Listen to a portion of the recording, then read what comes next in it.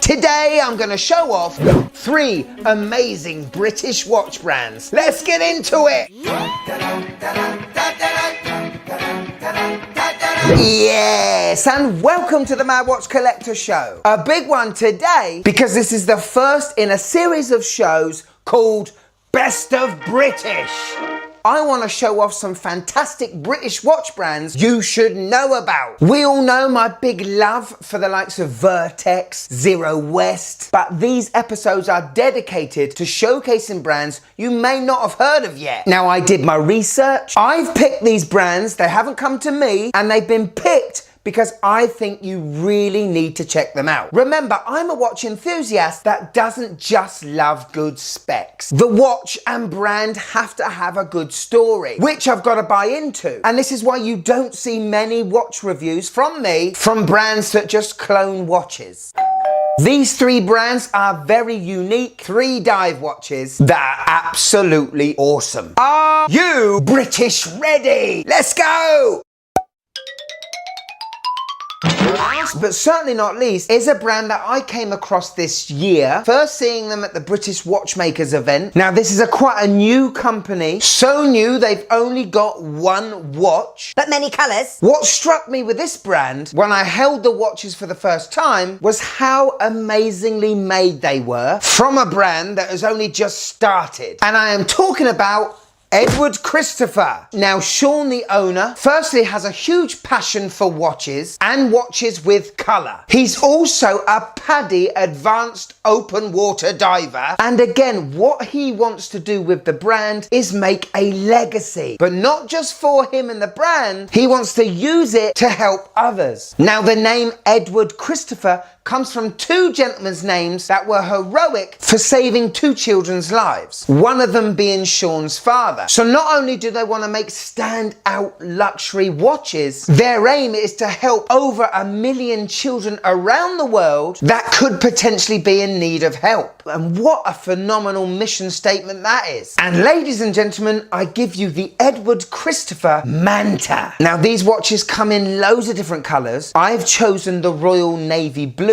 colour because blue's a bit of me. What got me straight away was that amazing Fume guilloche dial that I'm not normally into, but because the applied indices contrast so well with the darkness of that Fume, it looks like those indices are floating. And what we have here, ladies and gentlemen, is a compressor style looking dive watch with an inner rotating bezel. But first we got to look at the case, because this is where we really see the refinement. Vertical brushing, horizontal brushing, beautiful polished beveling, and a fantastic integration with this strap. And let me tell you, I have not seen many better straps than this. Obviously, because of the size of the strap width, you're not going to be able to get regular straps on this watch, so it's not a strapaholic, but I'm not sure why you would ever want to take this strap off because it's so darn amazing. And I've got to say, I've never seen a tang buckle like this before. Works so well with this Thule style looking case. But I think what I love most about this watch are the 2 crowns on the right. Both the same size, but one with a red ring and one with a blue. Very simple, but it so works. Like a hot and cold tap. The top crown works the inner rotating bezel, and I have never had an inner rotating bezel feel like this or sound like it.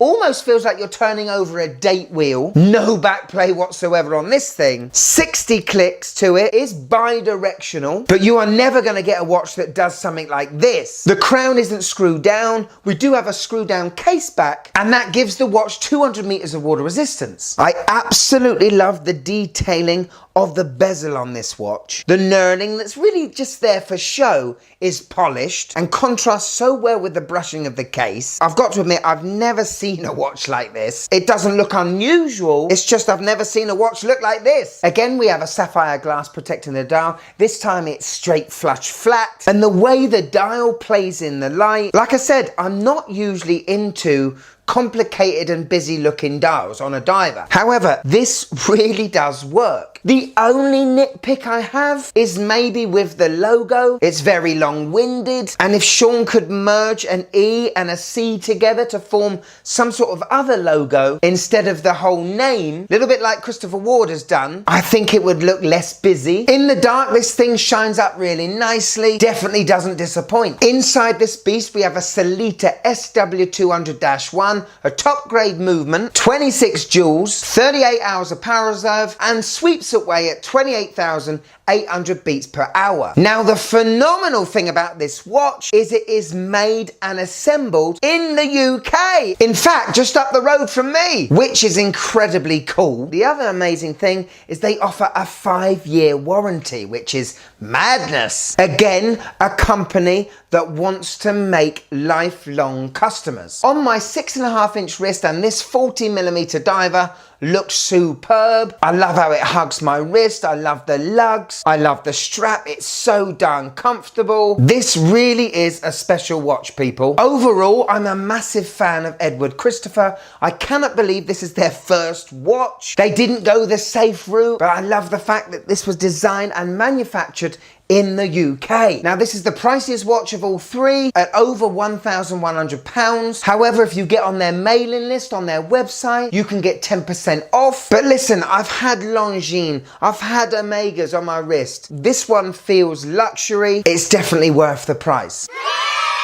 So there you go. All three beautiful British brand watches. Now, a couple of weeks ago, I was very fortunate to go off to sunny Plymouth with the family, and I decided to take only 3 watches with me. Can you guess what they were? The Fraser, the Scepter, and the Manta. And I gotta be honest, I bonded with these 3 watches. I felt that the Fraser was the most tooly of the 3. I ended up taking that one to the beach, getting that one a little bit salty. The Scepter, well, I felt it was more of an explorer's watch and had fun checking out the coastline with the family with that on. And the Manta, well, even though I know it's a fantastic tool diver, it just looks the most refined and the dressiest one. So this was the watch I was wearing in the evening times. But after the 5 days of being away, I didn't miss me other watches. Not a Casio? No, it's weird, isn't it? All 3 of these watches represent the best of British for me. 3 brands looking to make a mark, not just make a few quid. Brands that want to be here for the next 10 to 20 years, making lifelong companions for your wrist and being successful doing it. And before you spend your hard-earned cash on a Seiko, Citizen, Tissot or Hamilton, hopefully what this show has done today has given you a reason maybe to search about a bit. These 3 get the MWC seal of approval. Wonder what the wife thinks.